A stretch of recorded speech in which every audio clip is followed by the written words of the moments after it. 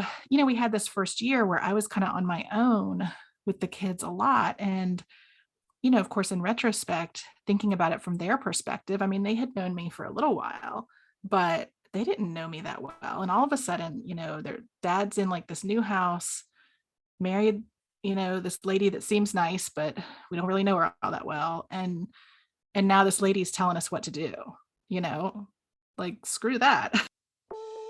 Where would you take your life if you knew you could not fail? I get it.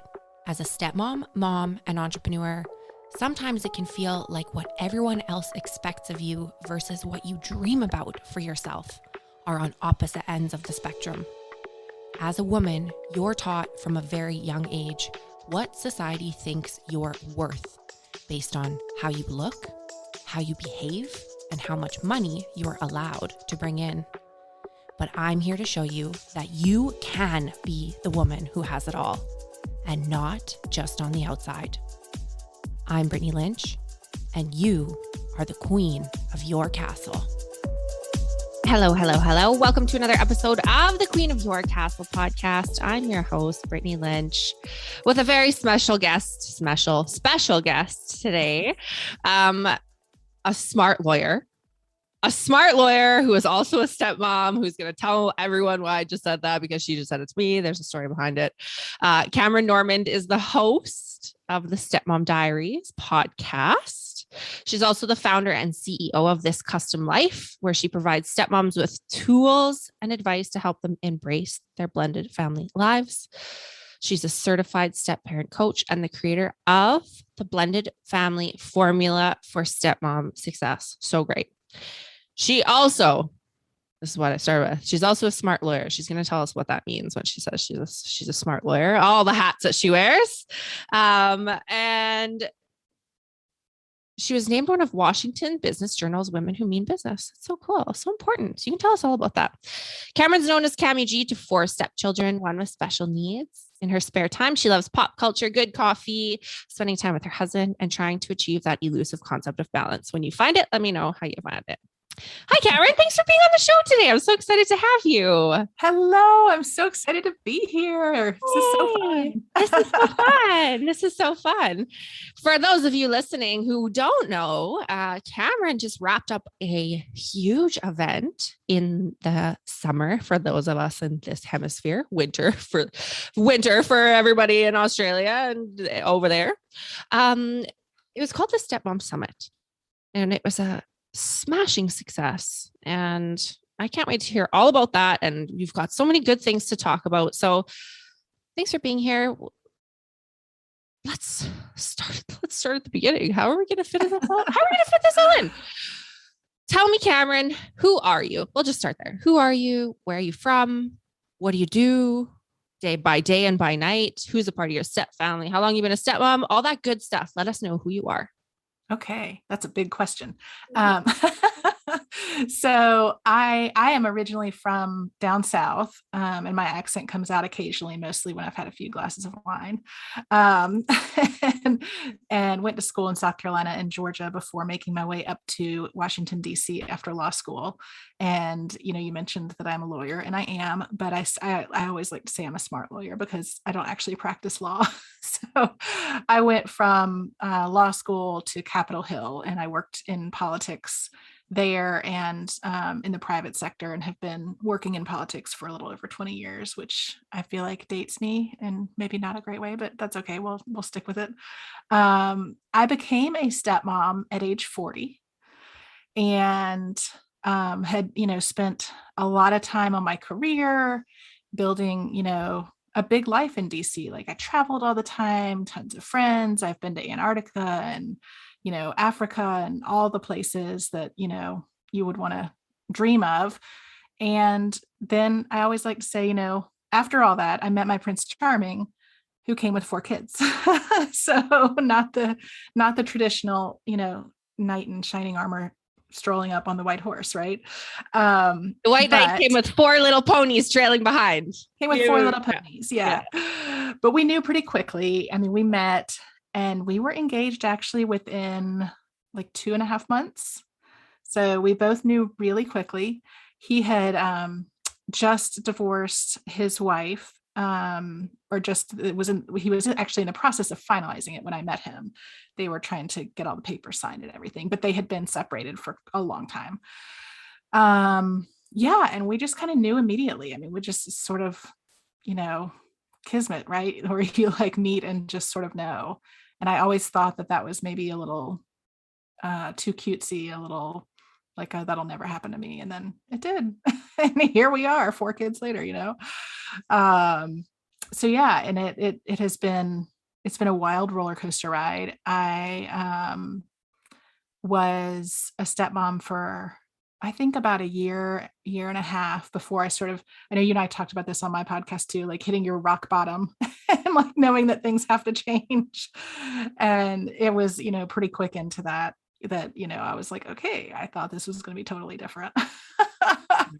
Sure. Like I feel like it's like a rite of passage, right? I feel Totally. I feel like, you know, when we stepmoms fall, we fall hard and we throw all reason out the window and we have this vision that life is going to be happily ever after because the rose-colored glasses are so dang pink. So I want to know, you know, before we get into like the what the F did I get myself into phase, I want to know like you met Prince Charming, you fell madly in love, you got engaged in like a heartbeat. When you know, right? Obviously. But what, Totally. you know, what did you think that life was going to be like uh when your knight in shining armor rode in through that door, when you rode off into the sunset, what did you think life was going to be like? And then Yeah, you know, it's so how did it turn funny. out after? Yeah. It's so funny because like I always felt like I had a pretty good handle on what it might be like to be a stepmother because I had a stepmother growing up and we didn't necessarily have the best relationship, but I kind of I knew what I wanted it to be. And I sort of knew like kind of what not to do, you know? And so, you know, the fact that he had 4 kids, I mean, it was like a lot to process, but I was like, you know, whatever. Kids always love me. And, you know, this will be a chance to have the big family I never had. I was an only child growing up and it'll be great, you know? And I don't know. I mean, I definitely did have rose colored glasses, but you know, I knew that it wasn't going to be like completely smooth sailing. I knew that Craig and his ex had a high conflict relationship. I knew that the youngest had special needs. You know, I knew that there were things, you know, but I think I somehow thought that, you know, I would come into the picture and we would just like form this little family unit. And I always sort of make fun of myself because I did grow up in the South and, you know, we monogram everything because that's just what you do when you're from the South. And so like before we even walked down the aisle, I had like the monogrammed Christmas stockings and the monogrammed Easter baskets and like all the things. Cause I knew that like, you know, we had bought a house and as we got we got their rooms all done. And I'm like, it's going to be awesome. We're going to make all my family recipes for Thanksgiving dinner. And, you know, Christmas morning, we'll wake up and have cinnamon rolls and then open presents and matching pajamas. And it'll be amazing. And, you know, all the things. And I don't know what I was smoking, but that is not exactly how it turned out. And we have had some of those great moments, you know, I mean, it has certainly not been doom and gloom the whole way through. And I love my stepkids and I love my family, but there definitely were some times in the beginning that I made a lot of mistakes because I just didn't know, you know, and just a lot of, you know, some things that I just really didn't count on and things I didn't really know how to handle, you know, which I think is pretty common. Of course, because how could we know how to handle most of the things? I mean, something that I think that we forget as new stepmoms is like when you become a parent, when you become a biological parent, you don't know what the F you're doing either. You don't know. You figure it out, right? But there's like a little more grace. There's a little more grace for biological parents to figure it out than Totally. as a stepmom, at least in my own experience. So, And that's 100% true. yeah. But The good news is none of us know what we're doing ever. So, Yeah, I so know, as long as we right? can remember that, we're all going to be okay. We're all on the same team of not knowing what the F we're doing ever. Yeah. Faking it. So monogramming aside, what kind of started happening in your newlywed life that led you to this moment where you're like, what in the Sam hell did I get myself Yeah. into? Well, it was interesting. So my husband retired from a 30-year military career last summer. And so when we got married, he was sort of, in the last few years of his career, but he had the first year of our marriage, he had this assignment where it was 12 hours on, 12 hours off for 4 days, and then 3 days off, and then back again. And so he was either working 5 in the morning to 5 in the afternoon, or 5 in the afternoon to 5 in the morning. So when we had the kids, I was a single stepmom, either waking them all up and getting them to school, or doing dinner, bedtime, going to bed. So that was a really difficult, and in retro, looking back, of course, hindsight's 2020. And now I know, I'm like, God, what were we thinking doing that? Like putting me in that position, but neither of us knew. And I think like he really badly wanted a partner that was an equal partner and fully participating in the kids' lives and, you know, working with him in every aspect. And I very much wanted to be that. I very much wanted to be the equal partner. I was happy to go to school meetings and show up at events and do all the things because I just, was so excited about having this family. And I just knew that, that's what you do. You show up at all the things and you go to the meetings and you go to the doctor's appointments and all that.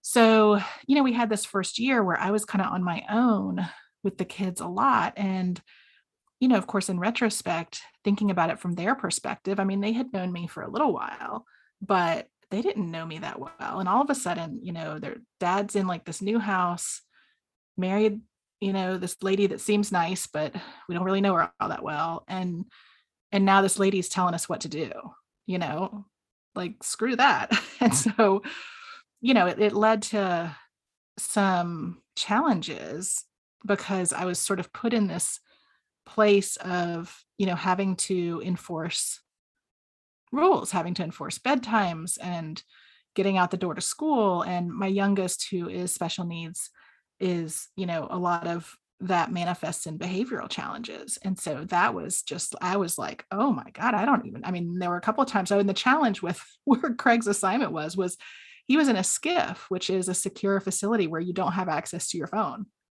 So I like couldn't get in touch with him when he was working. And so I was really on my own. I mean, it was so hard. And I mean, looking back, I think both of us are like, how did we do this? And why?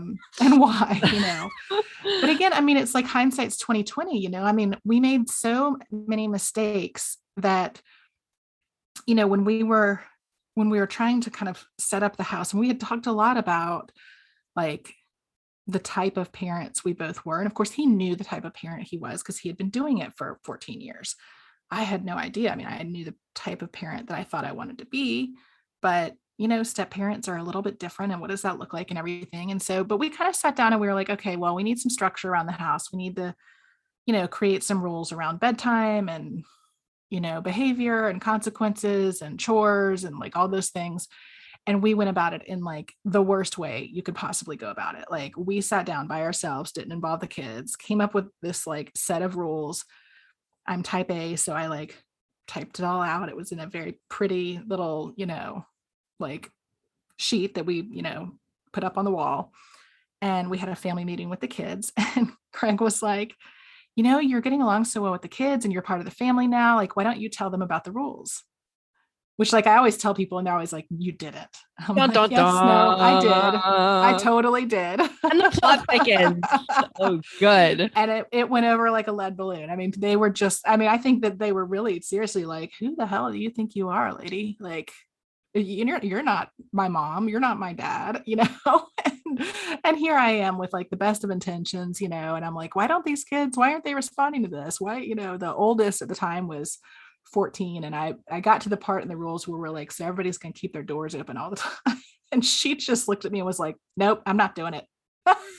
And at the time I was like, what's her problem? And now I'm like, holy cow, I would have had the same reaction. 100%. 100%.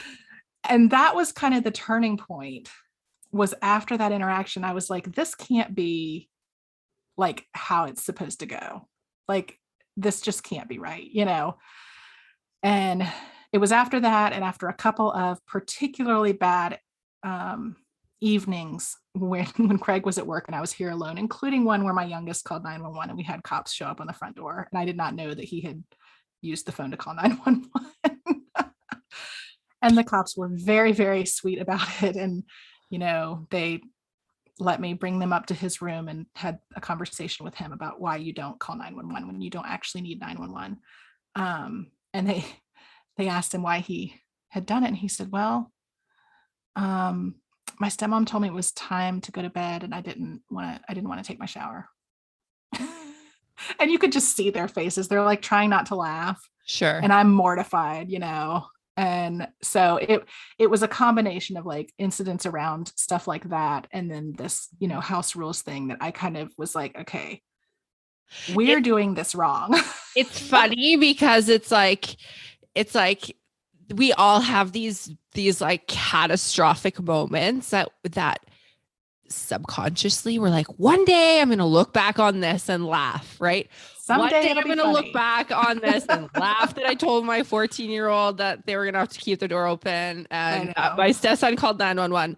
But in the moment, it's devastating. I couldn't even imagine, you know, and yeah, I mean, it just, and also, I mean, I mentioned I'm type A. I mean, like, I don't fail at stuff. Like, I had never not succeeded at something that I had just tried really hard at. You know what I mean? Like, whether it's classes in college or law school or, you know, a career, I'd always worked hard and gotten ahead and done what I needed to do. And I kind of got to a point with being a stepmom in that first year and a half where, you know, I had the house rules incident and then some of these really unbearable evenings that I really was just like, what is wrong with me? Like, why can I not figure this out? I mean, I am just like failing at this.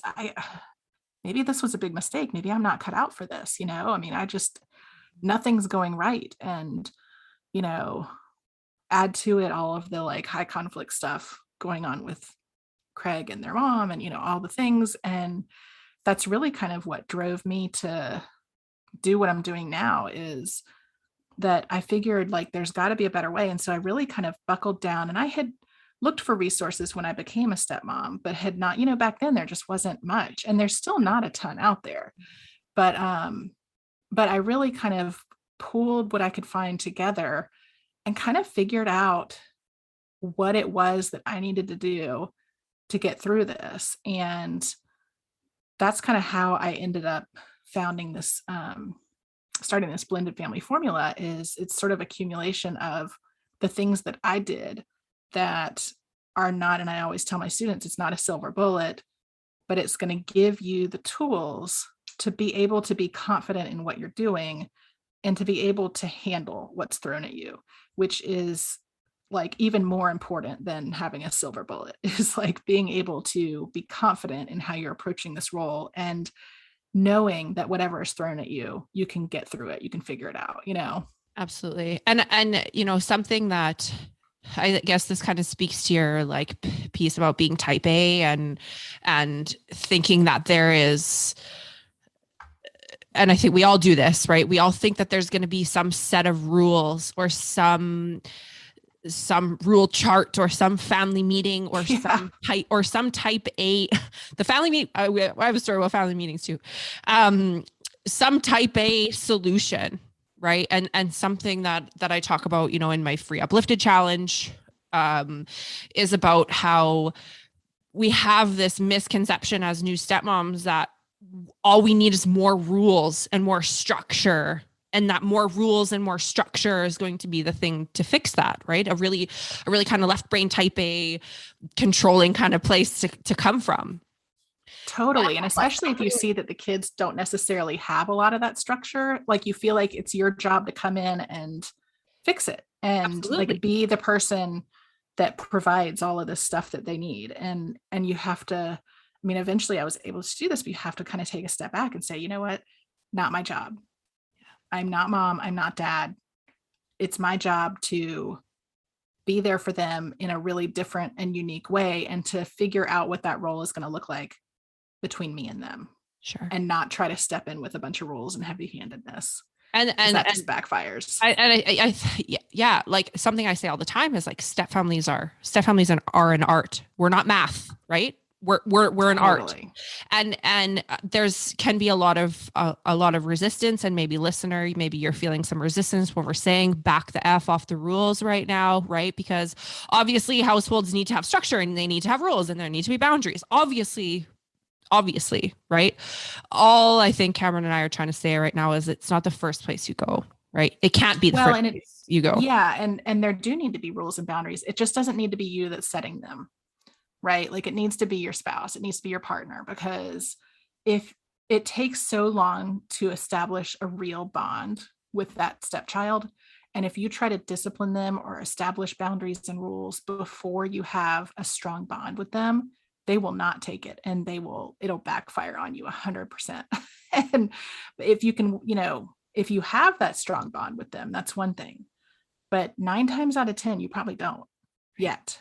You may get there, but you're probably not there at the beginning. But it's hard because as step parents, I think we come into it and we see more objectively stuff that's going on that I think in our minds we're like, well, that's not right. We need to, you know, they shouldn't be allowed to stay up until all hours. They need to have a bedtime, or, they need to have their doors open, or whatever the rule is, even if it's stupid. Sure. But yeah, it puts stepmoms in an almost untenable position. I think though, the proof is in the pudding, because if you don't have the type of relationship with these kids to forgive them for their midnight bedtimes when they're 7 years old, right? To let that slide. If you don't have the same kind of relationship with these kids to like not care if they eat candy for dinner, right? These things that they get away with their biological parent that we watch, that we're like, how is this happening? As a biological parent with a biological bond, you can let a lot of this stuff slide, right? You're like, I know which hill I want to die on. This is not the hill I want to die on. As the stepmom, we're like hyper aware. And that fact in itself shows that the bond isn't there, right? I think that we can sometimes get to the other side where we let nothing slide, right? We have no flexibility with humanness. We have a higher expectation for kids behavior than we do for adult behavior. And that, in my humble opinion, is like just as hard, just as damaging to kids as having a parent that has no rules and is completely complacent. Totally. Right? So it's like, how do we bring that together? How do we find a middle ground? How do we, right, build the relationship first, connect before you correct? One of my favorite, I don't know who said that. Totally. So I give credit. It's not me, but someone smart did. It's Patricia Papper now credits. Oh my gosh, there's another expert that because I heard it from Patricia Papper now. Okay. And I love it. You got to connect before you correct. But she credits someone else with it, and now I can't remember who. Credits the real source. But I love it. Source, if it's you, I credit you. Yeah. Okay, so we're kind of in the pit now. I'm gonna say in this journey that we'll get through. We'll get through, Cameron. We're in the pit. We're in the pit. Your stepson just called 911 on you. Stepson? Yeah. Stepson called 911 on you. Shit's hitting the fan. Can't talk to your husband because he's locked in a building with no phone. It's not good. It doesn't look good, Bob. So take me through. I call this like the TSN turning point, where we're like, okay, something's got to change or this relationship is over, because I cannot keep doing this. This is not working. Right. Yeah. So take me through your TSN turning point. Obviously everything worked out because now you help stepmoms. Right. So take me through, like, what was your thought process? How were you feeling? What changed on your end? Right. And yeah, I mean, it was not an overnight thing. And it took a lot of conversations between me and my husband. And luckily we communicate really well. And we kind of always have come back to, even when we have a disagreement, we always kind of come back to our core principle, which is we're on the same team. And we could be in the middle of a fight and one of us will be like, hey, we're on the same team, remember? And it kind of like pulls us back. And so it was a number of conversations with him. And, he obviously knew what was happening when he wasn't here. And then, there was stuff that happened in front of him. I mean, my other stepson at one point told me to rot in hell, you effing a-hole. Their vocabularies are so much more expansive than mine were at that age. I'm just saying. And Colorful. It was funny because it happened like right before my mother-in-law and her husband were coming into town, and they are both they're a retired priest and a retired bishop. And so one of his punishments for the outburst and for being, for saying such outrageous things was that he had to sit down with them and tell them what he had said. And he couldn't do it. He couldn't do it because he knew it was so bad. But, we had some of those moments, and it really was kind of having some really hard conversations about my needs and me really, really thinking about what those needs were, because I think my first instinct, like so many new stepmoms, is, well, I got to put my life to the side and do everything for the kids, everything for the husband, everything for the family. And my needs can wait. And, as we started talking about it, and again, it wasn't like one big kind of revelatory conversation. It was more like a number of conversations over, some weeks. And I think especially as we got to the end of this assignment that he had at work, where we sort of knew that there was a light at the end of the tunnel on that, that really helped also. And it helped us sort of be able to imagine life when it's like more normal. But it was really some conversations around what I now know, didn't know at the time, what I now know were my boundaries. Mm-hmm. And that I kind of had to say, okay, look, this is a lot for me. I'm an only child. I lived alone for 10 years before I met Craig. And like putting aside all the challenges, even just having these 4 little people in the house is like a lot for me. Like, it's just a lot of noise and people, and like, I'm not used to that. And so like putting aside all the ugly stuff, what do I need to do to take care of myself and make sure that I am my best for the kids and for Craig?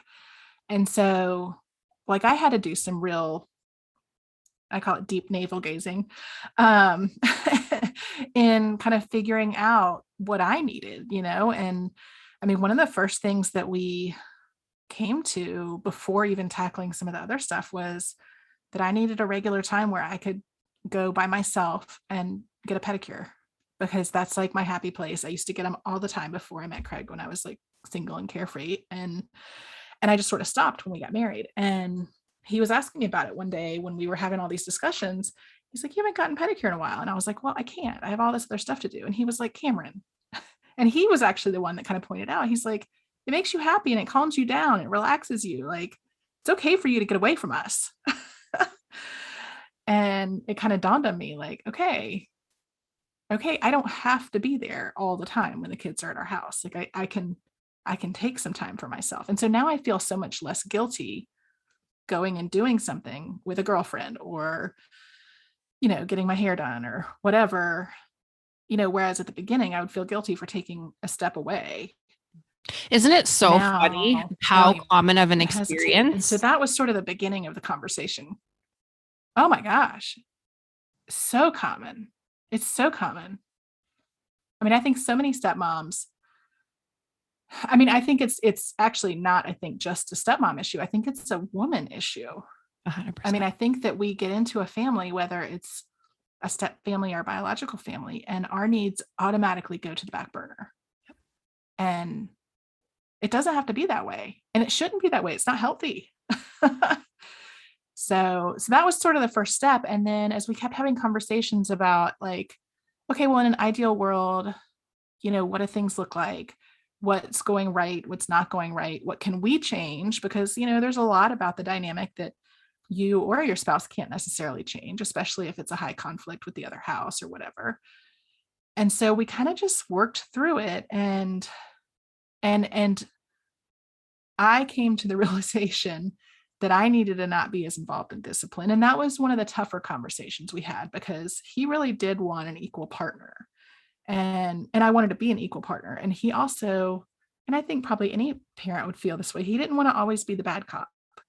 And he's like, man, if I have to always be handing down the consequences and you're like fun stepmom, like that sucks.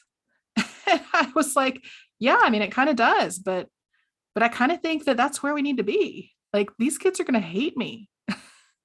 Like, we're already watching that happen. And so I very consciously took a step back from all that and really let him lead on any of the consequences. And then I would come back around and have a conversation with the child. Like, whichever one, if something had happened, he would do the disciplining. I would come in afterwards and be like, hey, so I just wanted to see how you're feeling after your conversation with your dad. Like, I think what your dad's trying to say is this. And then we would have more of a conversation about it. And so it just sort of put me in a different, less strict position, if that makes sense. I don't know. Yeah, it does make sense. The thing that's coming up for me is that you said this a few times, that your husband wanted an equal partner. And, this is kind of like the theme of the conversation that I had when I spoke at your stepmom summit. This is kind of a theme that I talk about often, unpacking this subconscious belief that we have, that our spouses have, that society has, that says our role as a stepmom is supposed to be the same as a mother role. Right. And so by saying my husband, my wife, my partner, my spouse wants me to be an equal partner, compared to what is the question that comes up for me, right? An equal partner compared to what? His equal partner is his ex-wife, because they are equally biological parents. So I think that there's this like really tangled this really tangled web that we weave for ourselves, and this really tangled web that our spouses can weave for us, where we think that the like gold medal that you get for being a stepmom is when you achieve equality to the other parent. Yeah, which is so not the case. Don't do it. If this is you, stop immediately. Do not collect $200. Stop, abort mission. Red alert, red alert, red alert. This is so bad. This is so wrong. This is so harmful for so many people, because we are stepmoms. We are the stepmom. Even if our spouse's ex-partner died, we will never be those kids' biological. That's right. Ever, ever. Well, and ever, it all kind of goes back to, and I'm glad that, I think it's so neat that you kind of have structured this conversation around, so what did you expect as a stepmom and what did you find? Because that's really the stepmoms that I work with. That's like the first step to my blended family formula, is like having you sit down with your spouse and talk about, what did you think this was going to be? And then having a conversation with your spouse. What did you think this was going to be? And I guarantee neither of you understood what the other expected. And until you can sort of reconcile those and maybe change some perceptions about what this needs to be, it's going to be really difficult to understand this role. And I also, this is kind of like a boundary conversation as well.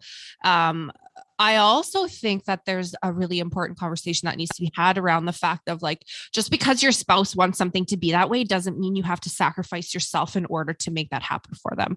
My husband and I had this conversation a long time ago now, after we started coming to the other side of our shit show.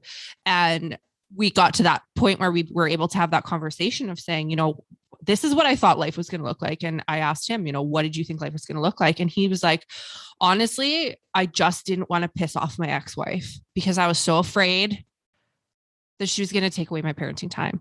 right? That was his core driver. And it showed, right, in all of our interactions and all of his decisions and all of the ways that I felt like I had less say in this house than a woman who didn't even live here, right? It definitely showed up. But when we were able to have that conversation and flip the script so that I could really get into empathy and hear that, right? Exactly. That was different. And that made a lot of things make a lot more sense, why he expected certain things or acted certain ways. But it also doesn't give a pass to be given responsibilities that you didn't ask for, right? And it doesn't absolve you as the stepmom from knowing what your needs are and knowing what your boundaries are and advocating for them, really. For that. Yeah. No one else is going to do it. And that's hard. I mean, I work with so many women who have a really hard time kind of either speaking up for what they know they want or, you know, having that conversation around expectations. And I was one of my students came back from the exercise and she said, "Oh my God, you're not going to believe this. I, you know, was talking to my husband about what he expected when we got married. And his response was, well, I figured you would just step into where my ex was, but you'd do a better job." She's like, I mean, he's not a jerk, but like, that's what he said. And I said, you know, that is so common. I think that that's what a lot of people think about when they have a new spouse or a new partner or whatever is, you know, bringing somebody in that will kind of be that person with them. And it's not that they're just trying to like fill shoes, you know, but I think that's a common sentiment. And I think that it's not talked about much before you're in the shit show, you know? Yeah, absolutely. I mean, I know Craig and I didn't sit down before we got married and talk about our expectations. I mean, we were like tasting wedding cake and talking about houses and stuff, you know? I mean, it's a conversation that you really should have, but nobody ever does. I know. And I'm going to get on my soapbox for a minute here. And I just need to point out this fact, this fact where we spend so much time and energy and money planning our weddings. One day, we spend so much time on an effing cake and a dress and a photographer and flowers that die. We spend so much time, so much energy, so much money. We give so much stress, so much attention to one day. But we don't go to couples counseling. We don't go to premarital counseling. We don't go to couples counseling afterward. We don't do anything for ourselves afterward. We don't have a therapist. We don't have a coach. We don't do anything. Yet we'll spend $60,000 or $70,000 on one day to get married. Like I can't, the math doesn't work out for me.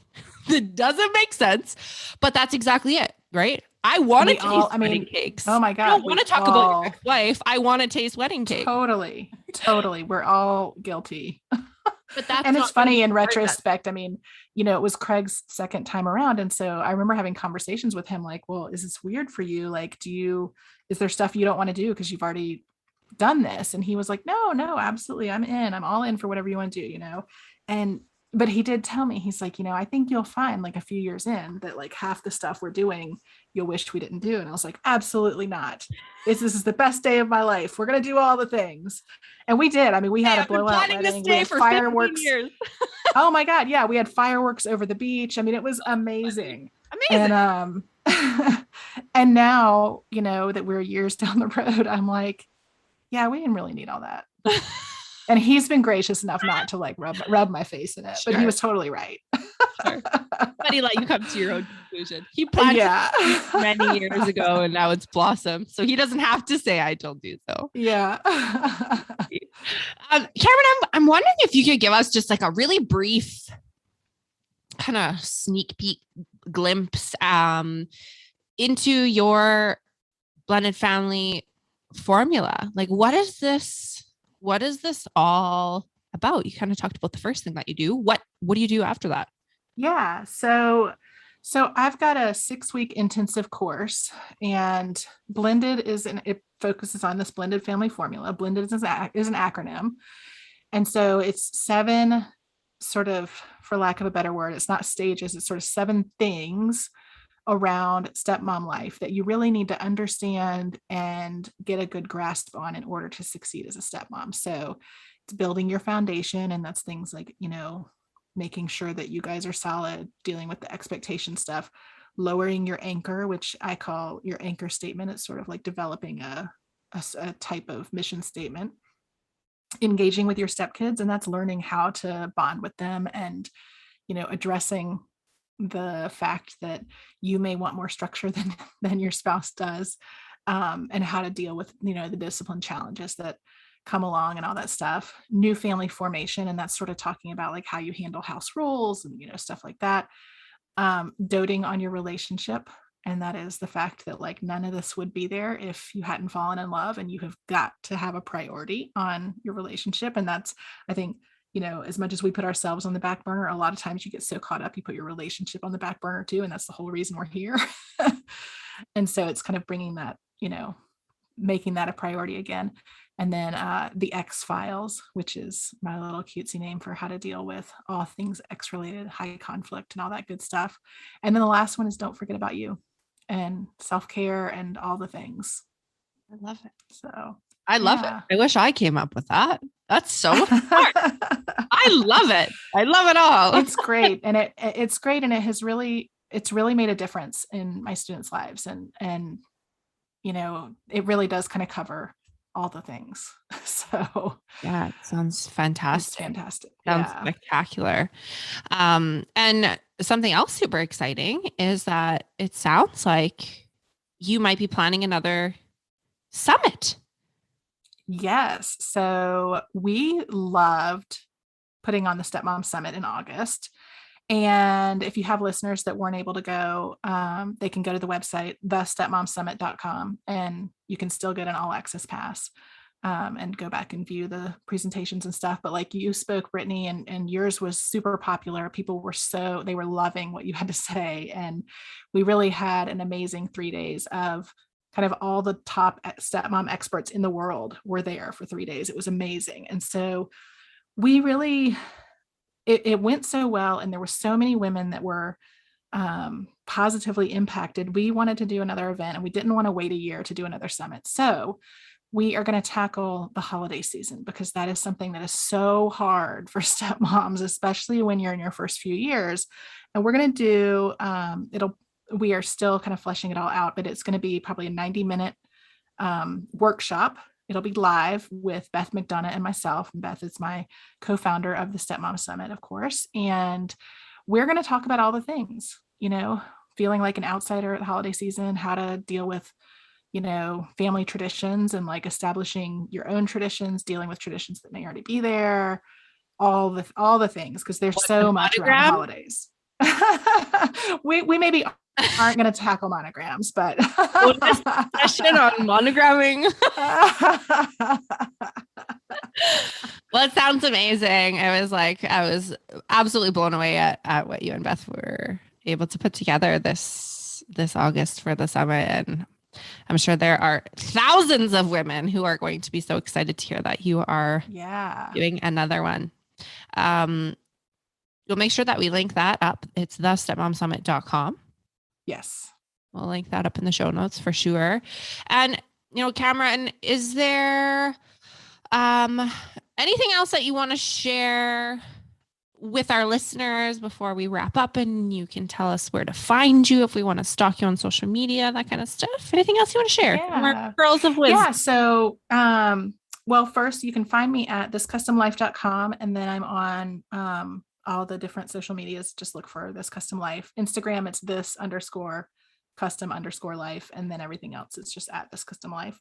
And I think that the one thing I always tell stepmoms that I think is easier said than done, and even for me still, and probably for you too, is be kind to yourself and cut yourself a little bit of slack. Because as much as things may be going wrong, and as much as you may have to learn still, this is a hard job. You've been thrown into something that is maybe not in your comfort zone, and you're probably doing a much better job than you think that you are. And give yourself some grace and just be kind. Think about all the negative things that we say to ourselves over the course of a day, maybe dial that back and think about some of the kind things that you would say to your friends and say those to yourself. It's so funny that you say this, but we just had this conversation in our monthly coaching call inside of the Stepmom Story. This was one of the things that I invited the group to participate in over the next couple of weeks, was becoming very mindful of the things that we say to ourselves. And something I say all of the time is that if our spouses talk to us the way that we talk to ourselves, we would leave them because it's abusive. Yeah, Right? It's the way that we absolutely. talk to ourselves is abusive for most of us. It's Absolutely. hurtful. It's hurtful. Why are we so hard on ourselves? So Absolutely. yeah, Yeah, be be your own kind. bestie. Gotta be your own bestie. Yeah, I like that. Be your own bestie. Mindful of self-talk. I love that. Very timely. Yeah, I love it. Thank you so much for your time today. That was Yes, no, this was so fun. I'm so glad to do it. Yeah, it was awesome. We'll make sure to link all of Cameron's social links up in the show notes for you. Make sure that you head to that stepmomsummit.com, thestepmomsummit.com, to check out what the gals are talking about for the holidays. And thanks for tuning in. Cameron, thank you so much for being here. Yeah, thank you. I wanted to let you know about a special online mini training that I'm offering for free for a limited time. It's called Peace, Love, Stepmom. And not to toot my own horn, but beep, beep, it's pretty freaking awesome. Peace, Love, Stepmom will give you the exact steps to take in order to create more harmony in your stepfamily, without feeling like you have to walk on eggshells or bite your tongue or ignore your own needs just to keep the peace. Because if you are listening to this, then chances are pretty good that you know there's a big difference between not fighting and actually feeling peaceful. To enroll in Peace, Love, Stepmom and get immediate access to this incredible online course, head to peacelovestepmom.com and sign up. It's totally free. You don't want to miss it. So go to peacelovestepmom.com to enroll and get immediate access. I hope this episode got your wheels turning and showed you just how powerful you are.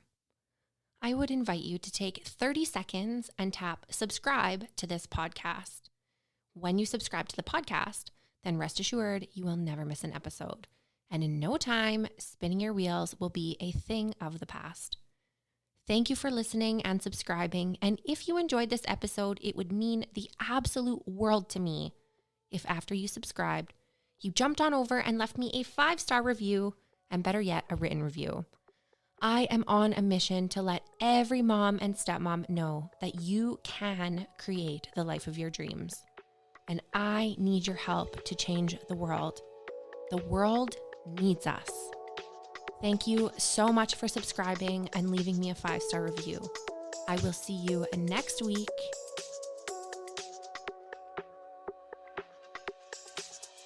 For more behind the scenes action and to get really up close and personal with me and our beautiful step family, jump on over to Instagram and follow me at The Step Queen. Don't be shy, send me a DM, tag me in your posts, tag me in your stories, let me know what you're up to and what about the podcast has been blowing your mind. I cannot wait to get to know you better, and Instagram is my jam. I love you so much. I love you so much. Make it rain, girlfriend.